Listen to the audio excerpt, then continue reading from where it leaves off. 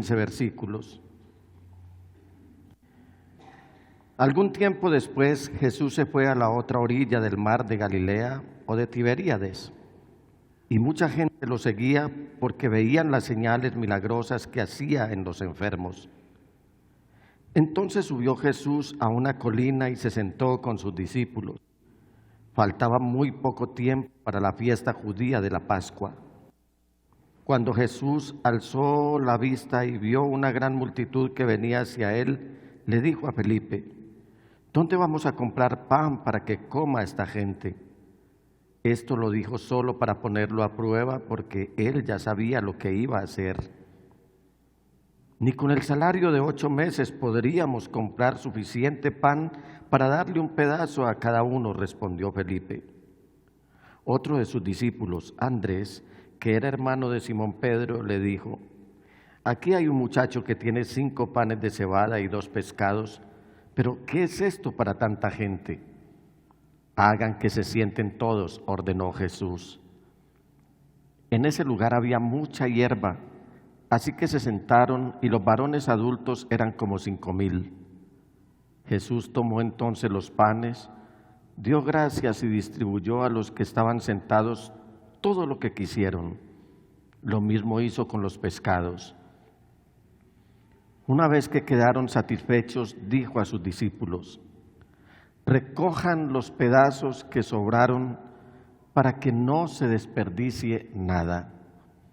Así lo hicieron, y con los pedazos de los 5 panes de cebada que les sobraron, a los que habían comido, llenaron 12 canastas.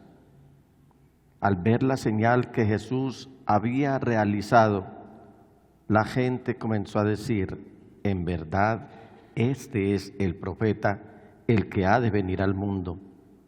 Pero Jesús, dándose cuenta de que querían llevárselo a la fuerza y declararlo rey, se retiró de nuevo a la montaña, él solo. Amén y amén. Hermana Shirley, por favor, si dirige la oración, vamos a darle gracias a Dios. Señor Padre Celestial, en esta mañana te damos infinitas gracias, mi Señor amado del cielo, por habernos dado el privilegio, Señor, de venir a este lugar a exaltar tu santo nombre, Señor. Ahora, Padre de la gloria, te pedimos, Señor, que dispongas tu palabra en nuestros corazones por medio del pastor, para que sea sembrada y recojamos frutos de ella, Padre de la gloria.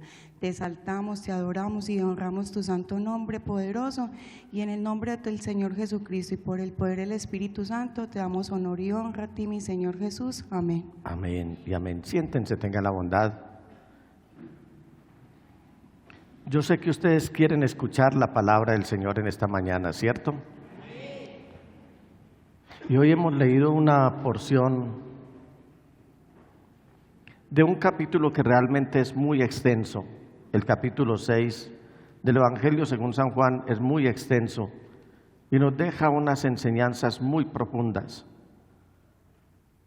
Pero permítanme decirles, mis amados hermanos, que se oye un rumor entre la gente que es que el mundo está muy mal, que es que el mundo va de mal en peor, que el mundo está demandando más cosas pero aportando menos, que el mundo no siente placer alguno, que el mundo está vacío, en fin, tantas cosas que se oyen decir.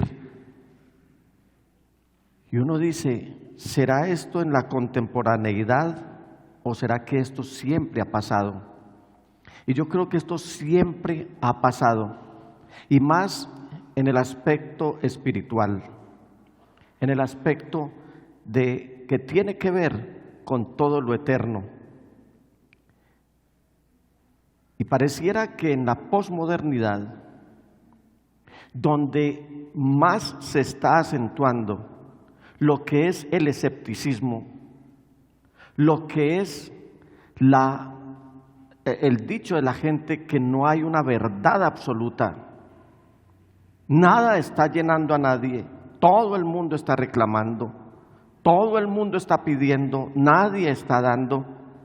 Entonces uno dice, la gente parece un niño malcriado que todo el tiempo es pida y pida y pida, pero cuando se les demanda algo, inmediatamente están protestando, están mostrando rebeldía, alzan su puño en rebelión y hasta se vuelven agresivos. Cuando yo miraba este pasaje, mis hermanos, yo estoy viendo aquí a una multitud que está maravillada porque el Señor Jesús acaba de hacer un milagro nunca antes visto, al menos por esa generación. El pueblo de Israel, cuando salió de Egipto, vio cómo el Señor hizo descender maná del cielo.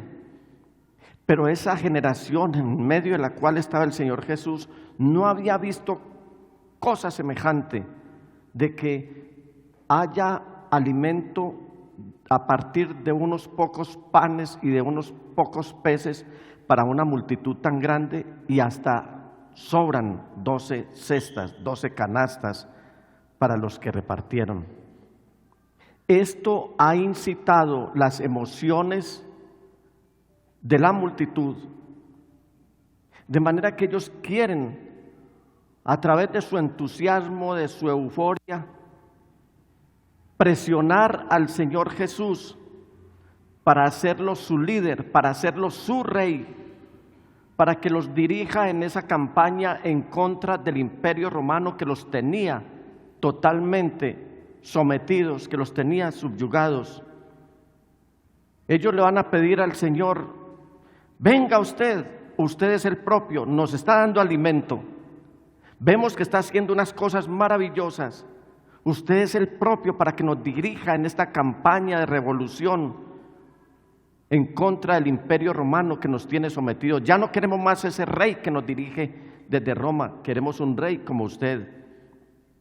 Entonces el Señor, que no se deja impresionar por nada, que no se deja convencer por nada en el sentido de los elogios, de las adulaciones que en muchos casos son falsas, le dice a los discípulos: muchachos, vámonos de este lugar, porque esta no es la actitud, esta no es la respuesta que debe dar esta gente. Inmediatamente desalojan.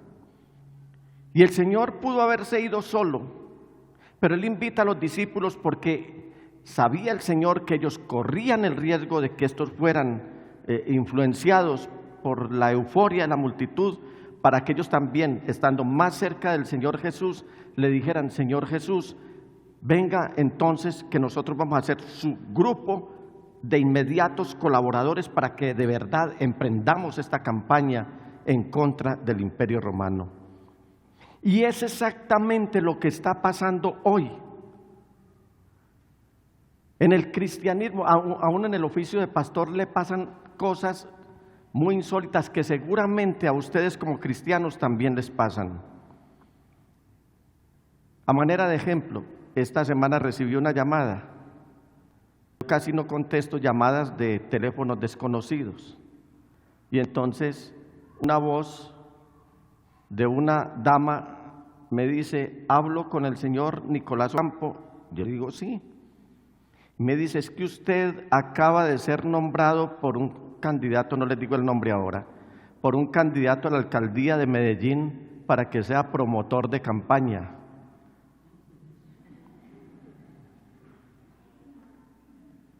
Y qué maravilla, le dije yo. Jamás había oído cosa semejante. Que un candidato a la alcaldía de la segunda ciudad más importante del país le haya dicho a usted que me nombre promotor de campaña.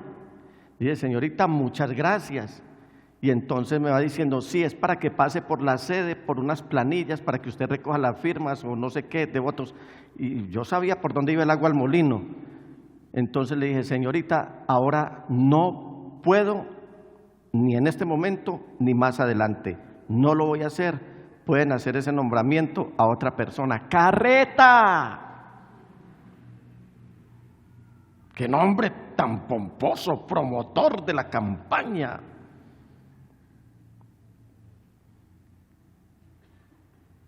Y eso pasa, mis amados hermanos, cuando al cristiano le están diciendo, especialmente a los pastores, pastores, que a usted sí lo oye Dios. Venga, ore.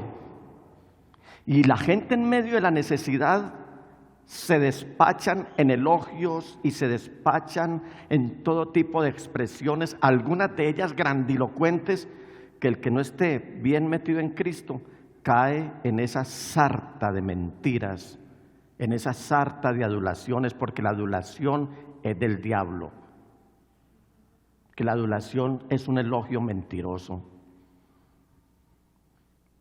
Y cuando hay un enfermo en casa, así esa persona sea rebelde, pero ya está moribundo, entonces, no, aquí como último recurso el pastor, que venga a orar, pero entonces ya no es a orar, sino para que lo pongan a uno, lo ponen a uno es para empujar a la persona, dizque para que se salve. ¿Ustedes sí creen que una persona que vivió en abierta oposición a Dios y en rebeldía y en pecado, ahora agonizante, medio inconsciente, va a hacer un arrepentimiento sincero como para que entre al cielo? No. Ustedes oyen decir a personas cuando tienen una dificultad que buscaron al hechicero, que buscaron al nigromante, que buscaron al sacerdote, que buscaron al adivino, que buscaron al brujo y nunca les funcionó nada, y como último recurso buscan al pastor. Y los pastores que se dejen llevar por la adulación y que se crean el cuento, cuando se les dice, es que a usted sí lo oye Dios y a mí no me oye, están cayendo en otro estado de la adivinación que se llama el medium espiritista. Dios no oye más a los pastores que a oyentes. Un ciego lo dijo muy claramente, que Dios no oye al pecador, pero que si alguno se arrepiente, a ese oye. Por lo tanto, esto es para gente que esté viviendo la santidad, sin la cual nadie verá al Señor. No nos dejemos llevar por las adulaciones, hermanos, porque mire que el Señor Jesús viene de alimentar una multitud, pero cuando ya les empieza a hablar de lo esencial, de lo eterno, de lo espiritual, la gente va a tomar otra acción. El pastor me dice, papá, ¿por qué gente llega a la iglesia y unos se quedan sentados escuchando la palabra del Señor y la anhelan todos los días, la absorben como una espumita, y otros no? Y yo le digo, porque es que no todos están siendo llamados al reino de los cielos. La gente está llegando a las iglesias con la expectativa de que aquí haya un cubículo que diga banco, aquí haya un cubículo que diga hospital, aquí haya un cubículo que diga comidas rápidas, aquí haya un cubículo que diga spa, y entonces la gente entra a mirar a ver dónde hay un cubículo, el que más les... y por ahí. Es que tenemos que borrarnos esa imagen, sobre todo los que fueron de la religión tradicional, que llegaban a la iglesia y la primera representación iconográfica que veían, entonces ahí iban y se arrodillaban y empezaban a buscar a ver cuál era el altar que más les convenía para irse a arrodillar ahí. La iglesia no puede proceder de esa manera. La iglesia no puede actuar como actúan los que no son aptos para recibir la palabra del Señor. Recuerde que el Señor Jesús habló de 4 terrenos y solamente uno estuvo óptimo para recibir la semilla de la palabra de Dios. Y la semilla es el mismo sembrador. La semilla es la palabra y la palabra es Cristo Jesús. El tema que les quiero compartir hoy, mis amados hermanos, después de esta introducción un poco extensa, y espero que el mensaje no lo sea, lo he llamado Jesús es. Jesús es. ¿Qué es Jesús? Entonces Jesús se convierte en el tropiezo. 1, el tropiezo. Versículo 60 del capítulo que acabamos de leer, 60 al 62. al escucharlo, ¿se da cuenta que sí escucharon la palabra de Dios? Al escucharlo, ¿quiénes lo escucharon? La multitud.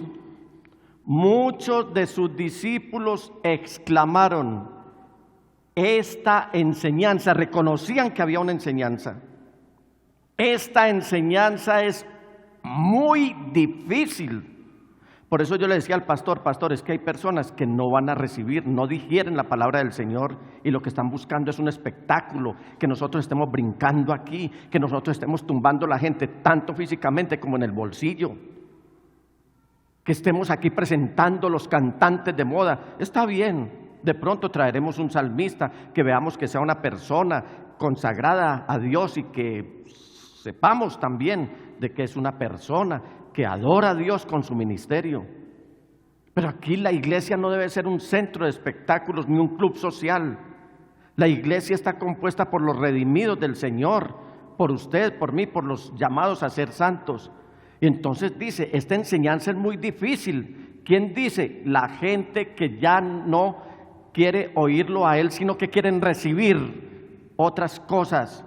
Están acostumbrados.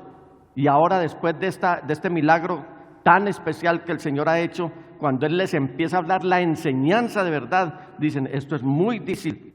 ¿Quién podrá aceptarla? No lo acepta todo el mundo, pastor. La enseñanza de la palabra del Señor. Por eso cuando una persona viene y está un día o 2 días, se va. Y le dicen a uno, empiezan con la sarta de mentiras. Pastor, es que, mire, es que hubo derrumbe en la 80 con Colombia y no pude pasar. Ese concepto de que el pastor es la persona que todos los cuentos se los cree, que todos los argumentos, que todas las mentiras, que todo lo que le dicen a uno, uno sí muestra como que les está creyendo, ¿cierto? Pero ya el concepto de que el pastor es el bobito de la sociedad, eso se tiene que erradicar de la mentalidad de la gente.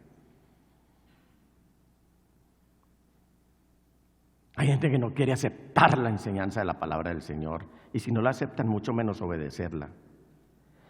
Entonces, como Jesús tampoco tenía un pelo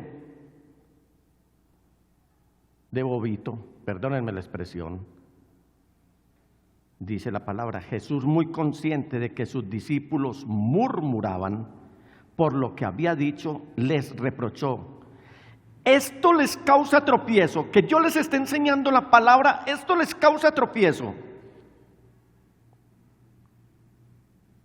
Es decir, si lo que están aquí observando les causa tropiezo, y Él les va a decir, ¿qué tal si vieran al Hijo del Hombre subir a donde antes estaba?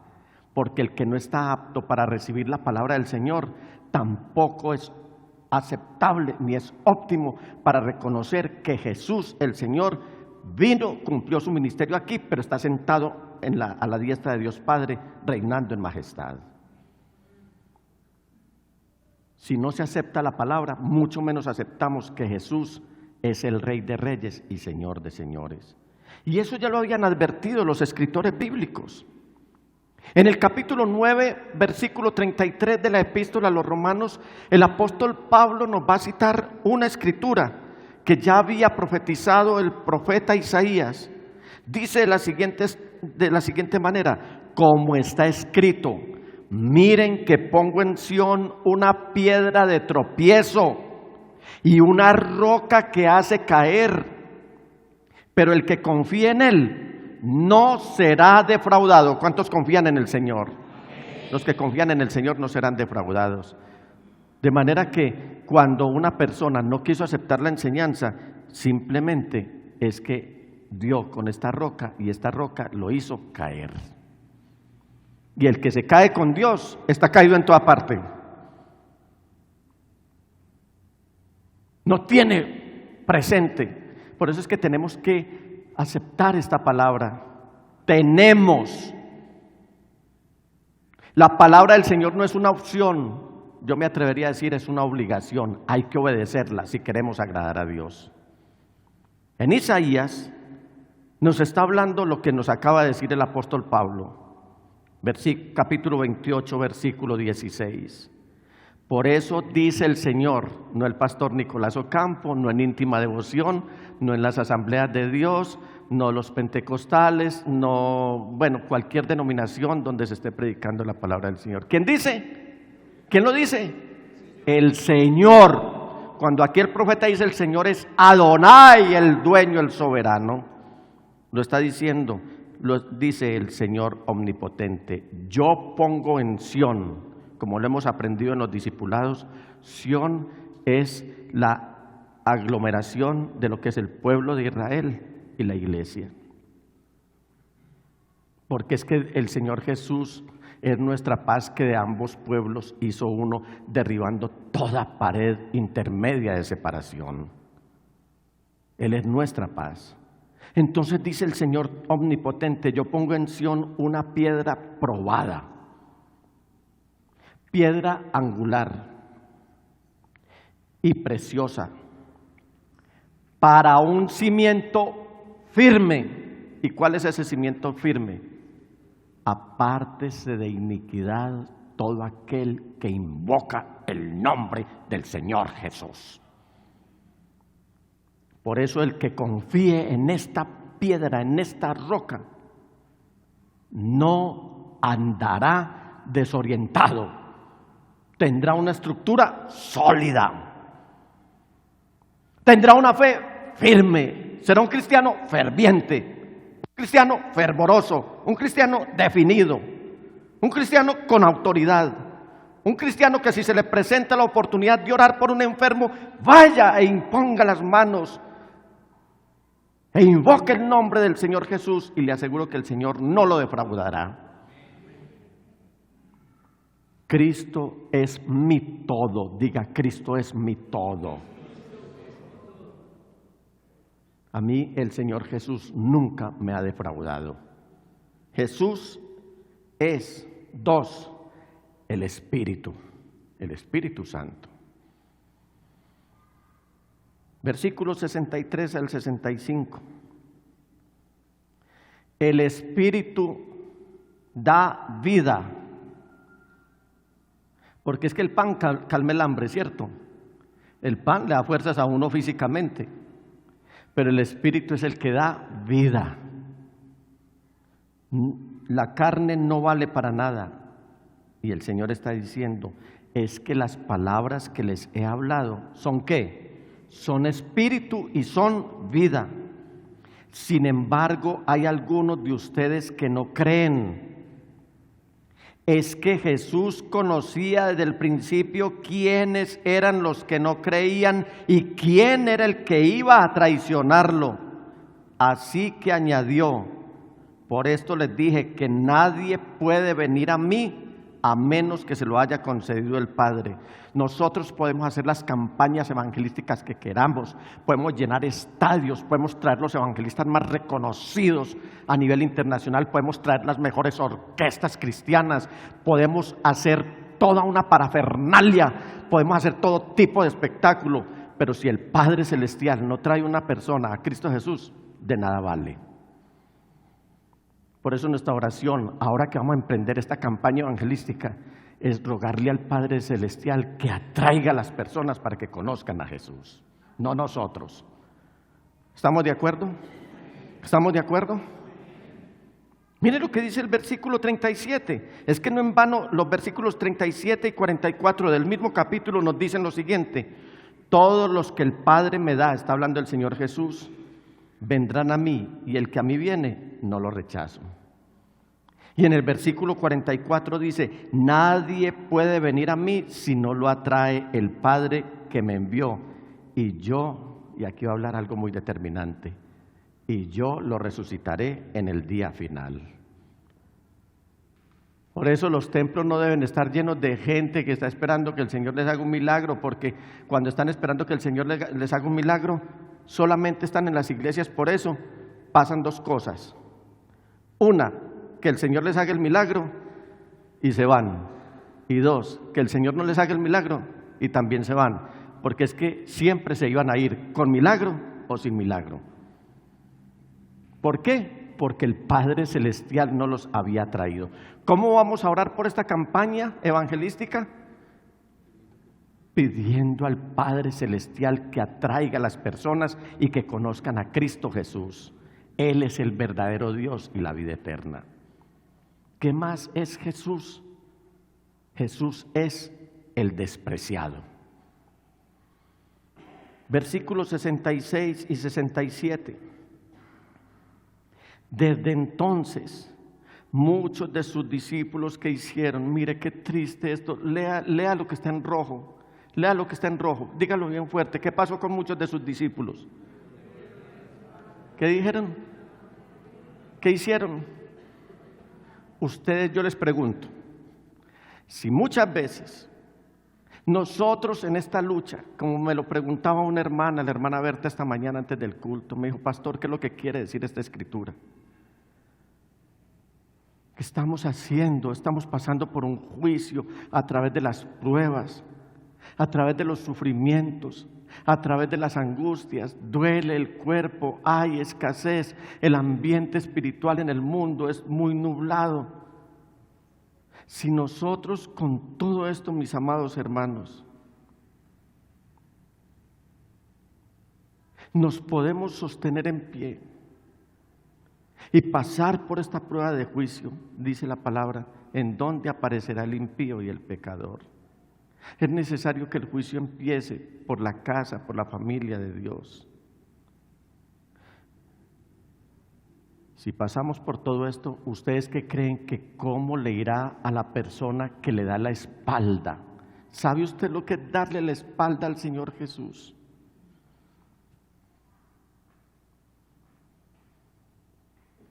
¿Qué piensan ustedes si yo vengo aquí y voy a saludar al hermano? De pronto me le acerco y le hago así. ¿Cómo te sentirías?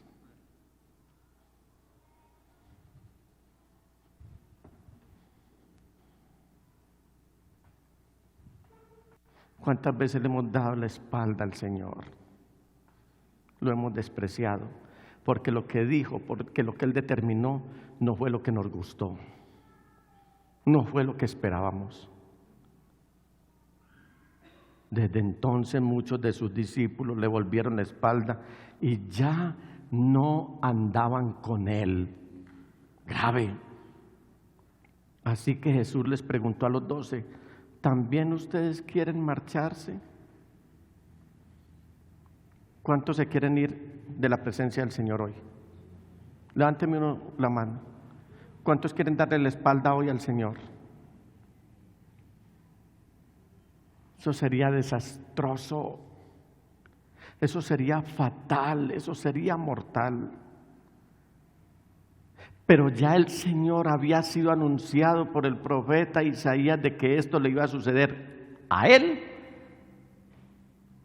y a las iglesias donde prediquemos el Evangelio de Dios.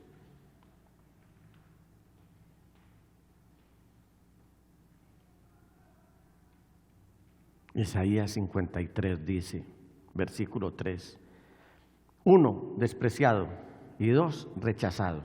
Una cosa es el desprecio y otra cosa el rechazo. Despreciado y rechazado por los hombres, varón de dolores, hecho para el sufrimiento, todos evitaban mirarlo, fue despreciado y no lo estimamos. Grave. Qué grave esto, hermanos. Si tenemos realmente identidad con el Señor Jesús y con su palabra. Y uno dice, ¿por qué el evangelismo está tan estancado? Es precisamente porque muchos o han hallado tropiezo en él, o no han aceptado lo espiritual, o andan despreciándolo con sus actos, andan despreciándolo con sus comportamientos, andan despreciándolo con su rebeldía, andan despreciándolo con su desobediencia. Pero hay algo muy especial para la iglesia hoy, es que también Jesús es revelado. ¿Cuántos conocen al Señor Jesús? ¿Cuántos conocen al Señor Jesús? Señor, versículo 68, contestó Simón Pedro, ¿A quién iremos? Tú tienes palabras de vida eterna. Hagamos de cuenta que este Pedro es un Pedro corporativo, que Pedro fue el vocero de todos nosotros. ¿Cuántos estamos en la capacidad de decirle esto mismo al Señor en esta mañana? ¿Cuántos quieren decirle esto mismo al Señor en esta mañana? Iglesia, ¿estamos aquí? Iglesia, ¿estamos aquí? ¿Sabe que estamos predicando al Señor Jesús y que su mente no puede estar en otra parte? Porque eso es un desprecio, es un rechazo, eso es no estimar al Señor Jesús. Cuando la iglesia se deja entretener, se deja nublar su mente y su pensamiento se enfoca hacia otra parte, eso también es desprecio, eso es no estimar, eso es rechazar al Señor Jesús. Ahora pregunto, ¿cuántos pueden decir como el antiguo pescador se lo dijo al Señor en su momento? ¿Cuántos lo pueden decir hoy? ¿Aló? Digan conmigo bien fuerte, si usted lo siente en su corazón, dígale al Señor, Señor, ¿a quién iremos? Tú tienes palabras de vida eterna. Adórenlo, adórenlo. Eso es lo que el Señor quiere oír en esta mañana. Eso es lo que el Señor quiere oír de su iglesia. Porque así como uno se duele cuando un hermano se va de la iglesia, también el Señor se duele cuando no se le reconoce como el único que tiene palabras de vida eterna. Eso es lo que Él quiere oír, porque lo demás es lo de menos. Que tu preocupación a partir de hoy sea el reino de los cielos, porque el Señor se ocupará de tus añadiduras. Que tengamos la garantía de lo eterno y el único, hermanos, el único en este universo, en el cielo, en la tierra, donde quiera que sea, el único que nos puede dar la vida eterna, tiene nombre propio y ese nombre es Jesús el Señor. Por eso Él está hablando palabras de vida eterna. Isaías 52:10 nos va a decir un texto, nos va a escribir un texto muy importante. Dice, el Señor desnudará su santo brazo a la vista de las naciones y todos los confines de la tierra verán la salvación de nuestro Dios. Ese brazo desnudo del Señor a la vista de todas las naciones quedó evidenciado en la cruz del Calvario, donde se estaba consumando el acto más noble y la prueba más fuerte de amor que Dios tiene por los pecadores, es que haya entregado a su único hijo, a su unigénito, para que muriera y ocupara el lugar que nosotros, cada uno, debimos haber ocupado. Eso se dio, y por eso es que Jesús, el Señor, es el único que tiene palabras de vida eterna. Y 5, Jesús es el Santo de Dios. Pónganse de pie, mis amados hermanos.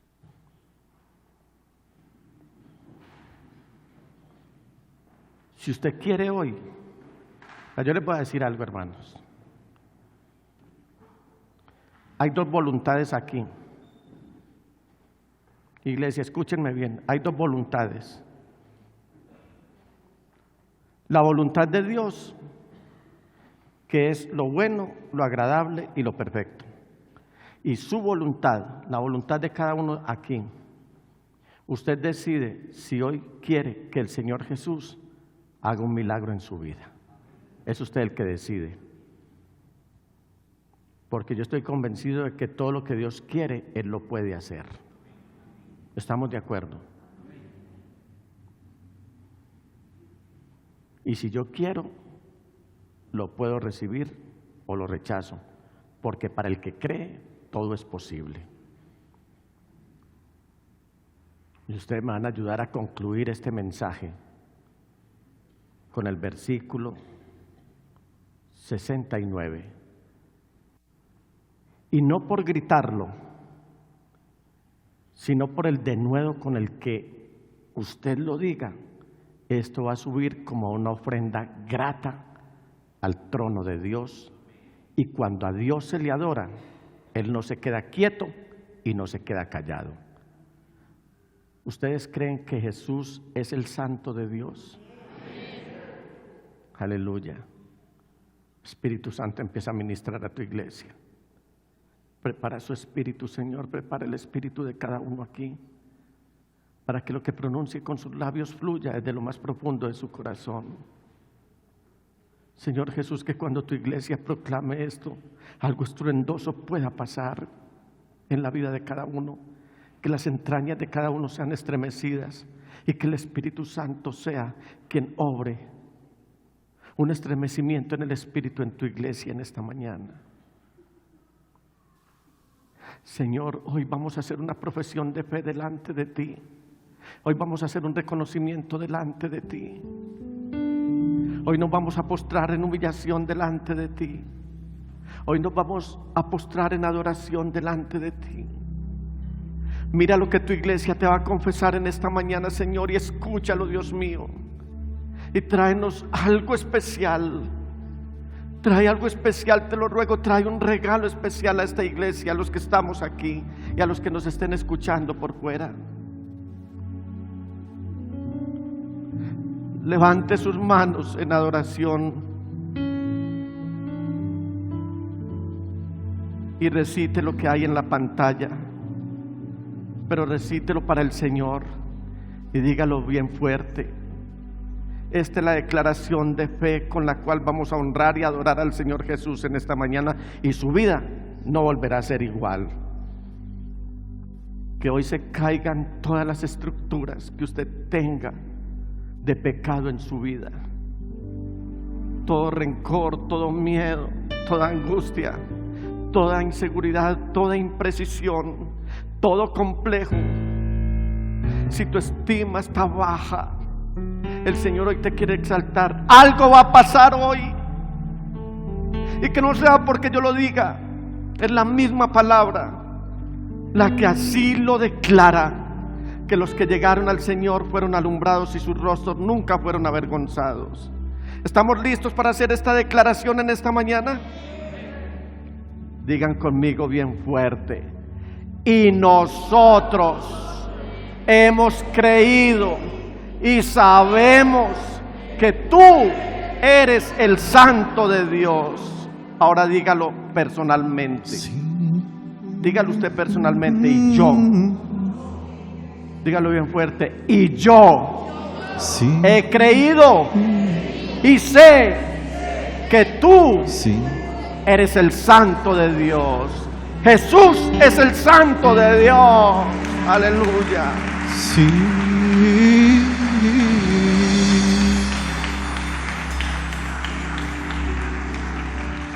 Aleluya. Que se cumpla el deseo de tu corazón. Porque como dice Romanos 8:32, este es Jesús. Jesús es el Santo de Dios. Y como lo dijo el humilde pescador, tú eres el Cristo, el Hijo del Dios viviente. Alabado sea el nombre del Señor. ¿Ustedes creen que si el Señor Todopoderoso nos dio al Señor Jesús, entonces no nos dará con Él todas las cosas?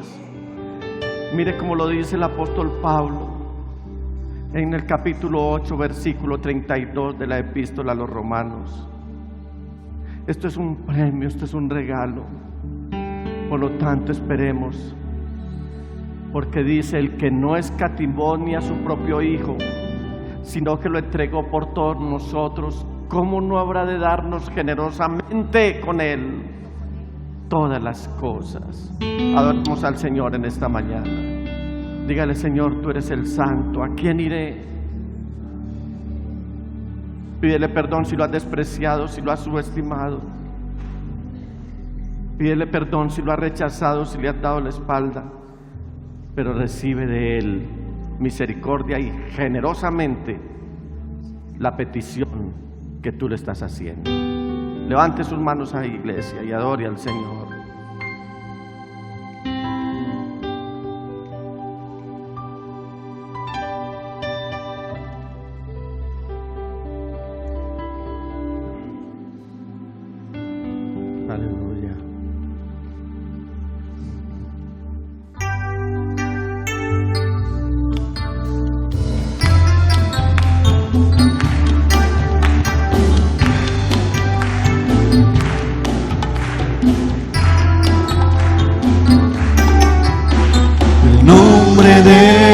Jesús es poderoso.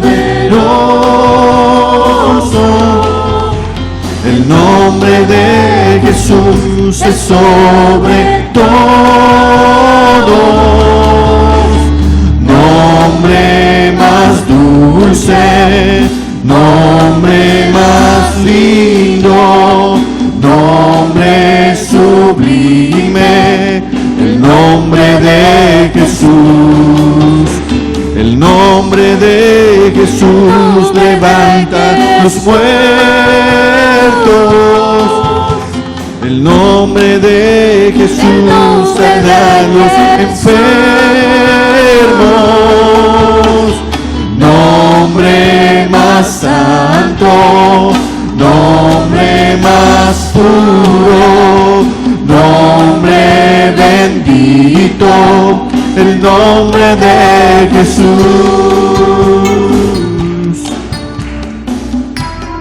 Vamos fuerte con las palmas y las voces.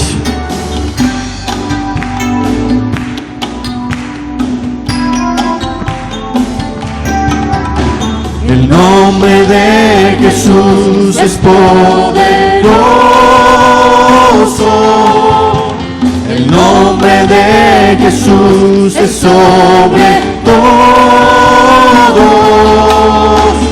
Nombre más dulce, nombre más lindo, nombre sublime, el nombre de Jesús.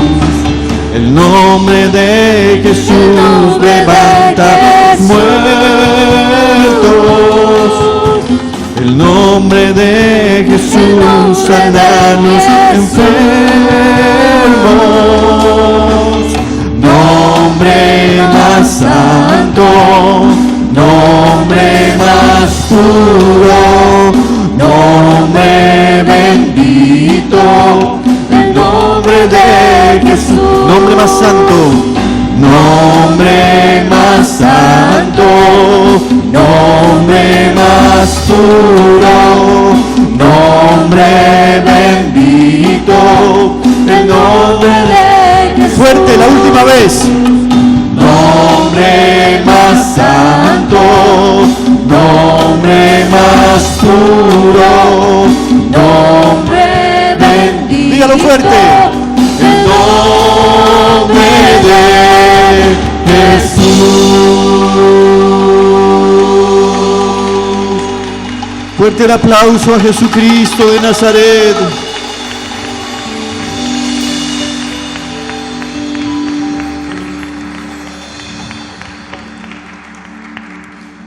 Diga conmigo, Jesús, el nombre sobre todo nombre.